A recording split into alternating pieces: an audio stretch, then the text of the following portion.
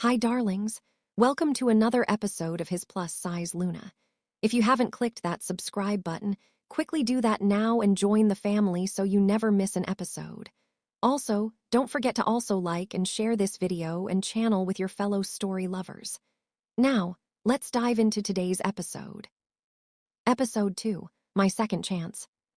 I don't know how long I passed out, but the sounds of snarling voices wake me up, and for a moment, I think I am already dead, and this is hell. But surprisingly, I'm still alive. My body refuses to move. Every muscle feels like it has been replaced with lead. The rejection wound is still twisting inside my chest and slowly draining the little life remaining in me. Will I ever recover? Groaning, I open my eyes. Just then, the snarls grow louder and closer, now accompanied by the sound of snapping jaws and tearing flesh. Rogues. I can smell them now. The scent bears a thick copper tang of fresh blood that tells me they just killed an animal. Or someone. I quickly sit up, now seeing their figures. And they are heading towards me. I try to stand, but a sharp pain shoots through my ankle and I wince, falling down. Why now of all times? The rogues keep approaching me. There are at least 3, maybe more if there are others hiding somewhere. I try to stand, but I fall again, the pain spreading through me. But this time, I shove it down and accept my fate. Maybe this is the end.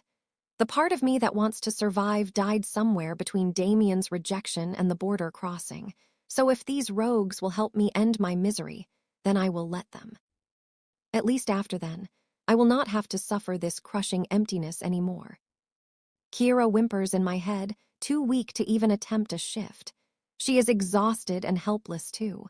I want to comfort her, to tell her it will be over soon, but I can't find the words. How can I tell my wolf that she's close to death?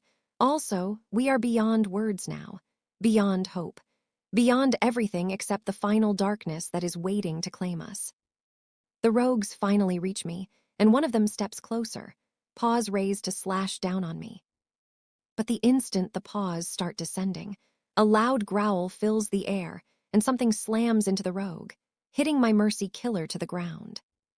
And a fresh scent hits me, pine mixed with cedar wood. The scent instantly makes me feel like I am surrounded by morning dew and soft rain. It is clean and powerful like thunderstorms, but strangely tinged with something so gentle. I inhale deeply, my eyes searching for the source. And I discover that the scent is coming from the big black wolf, growling at the rogues to back off. The rogues growl back, but the black wolf growls louder, and instantly, I feel an aura that chills my blood. The black wolf is an alpha. The rogues recognize it too because they are running away now. When they are finally gone, the black wolf turns back to me and his scent hits me once more, now growing stronger with each step he takes towards me. Alphas, I don't trust them anymore. I back away towards the tree behind me, not wanting him closer. However, he ignores my shuffling and keeps approaching me. I have no choice but to keep watching him. But suddenly, he shifts back to his human form without warning. What the hell? I quickly look away to avoid seeing his nudity. Who the fuck shifts like that in front of someone? Isn't he ashamed? Well, I guess not. Alphas always like to do whatever the hell they fucking want. Just then, I hear sounds of slight ruffling, and I risk a peek. He is putting on a pair of black pants, and I look away, hearing the sound of the zipper being pulled up. All right, you can look at me now, and... The instant he speaks, he pauses, and I think I know why. Because I feel it too. Not again. The mate bond is already alive and beating inside me along with the pounding of my heart. What the hell is going on? I already had a mate. Damien rejected me. The bond was severed and I'm not supposed to get a second chance. The moon goddess does not make mistakes and then correct them. Except apparently, she does. And she is a fucking joker, pairing me to not just 1 but 2 alphas in one night. The first alpha rejected me. And this one, what is he going to do now? I force my eyes to look back at him. I can't believe this, but the bond is real and I can feel it. What's strange is that it's different from what I felt with Damien, but no less powerful. This one does not feel like a chain. It's warm and feels like the universe itself is pulling me back from the edges of death. The silence stretches between us, and it's overwhelming. So overwhelming that I can't speak. The alpha right in front of me seems to be speechless too, so all I can do is stare at his gorgeous face. And fuck me, his face above me is most beautiful thing I have ever seen, adorned with those blue eyes and the perfect pink kissable lips. No, I immediately hate myself for thinking that way. After what Damien did to me, I shouldn't be thinking about another alpha like this, especially one I have never seen or met before. However, this alpha seems different. He hasn't cursed me, he hasn't casted me away like I'm dirt, and he saved me from those rogues. His eyes are deep and rich like the ocean in sunlight, and they look so perfectly glued to mine. But honestly, I can't do this mate stuff anymore. I can't survive another humiliation. This alpha looks like he can clearly have any she-wolf he wants, and besides, who even wants a fat, ugly runt as a mate? I should let him sever the bond between us to avoid complicating things. He is still not speaking, and I wonder if he is thinking the same too. Well then, I will just save him the trouble of speaking first. You can reject me. I force the bitter words past my cracked lips. I will accept your rejection, and I promise I won't pester you after we go our separate ways. The words hang in the air between us, waiting for his response. Come on, Alpha. Say something and save me the further embarrassment. Just then, I see something flash in his eyes. Something like pain mixed with anger, and the sight makes no sense since we just met. You want me to reject you? He asks surprisingly. Why the hell would I reject you? I try to laugh, but it comes out like a broken wheeze. Look at me. You're an alpha. You could have anyone, so I'm sure you don't want. Stop, he cuts me off gently. I won't reject you. Do you really expect me to do that? Don't you see? Tears stream down my face. I'm not what you think. I'm broken. I found out my mate tonight who also rejected me.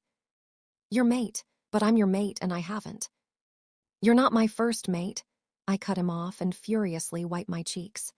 My first mate was Alpha Damien Blackwood of the Silvermoon Pack, and he rejected me tonight and even banished me after we found out we were mates this same night. I pause. My next words already too painful to say, but I speak them regardless. He rejected me because I'm fat and not his type. I also think the moon goddess made a mistake with me, and... The moon goddess doesn't make mistakes, he says firmly and bends down to my level. Also, you're not broken, you're mine. His eyes bore into mine, and I swear I have never felt so seen. However, his words make no sense. He doesn't know anything about me, and we just met, so how is he speaking so convinced to a woman he hasn't met before? Here, take my hand. We will continue this conversation later. For now, you look like you need a clean place to rest. He offers me his hand, and I take it. He helps me up, gathering me into his arms with a gentleness that contradicts his massive size. What's your name? He asks as we begin moving through the forest with him leading the way by my side. Bailey, I manage. Bailey Nealman. Bailey, I can call you Lay right. The texture of the instant nickname sounds so good coming from his lips. I nod. You can. All right, Lay. My name is Jordan. Jordan Kensington. Jordan Kensington, Alpha of the Ironville Pack. Yes, you're safe now, Lay. I've got you. I can't believe the Alpha of the wealthiest pack in the eastern region is my mate. Jordan Kensington is my mate, and he hasn't rejected me. Yet. We keep walking. His arms around me are gentle but also possessive, holding me a bit tight as if he is afraid of losing me. His touch makes Kira purr in my mind. She likes him. She trusts him. Already. I want to tell her to be careful and remember what happened with Damien, but I am too weak to fight both my wolf and this alpha who is holding me like I am precious. I don't know how long we have walked, but soon I start seeing glimpses of other people ahead of us. One of them hurriedly walks over to us, a tall, handsome man with golden brown hair and whiskey eyes. Alpha, how is she? He asks worriedly. She's weak and needs medical attention, Jordan replies, and his voice lowers. She is also the woman I mind-linked you about. You mean your mate?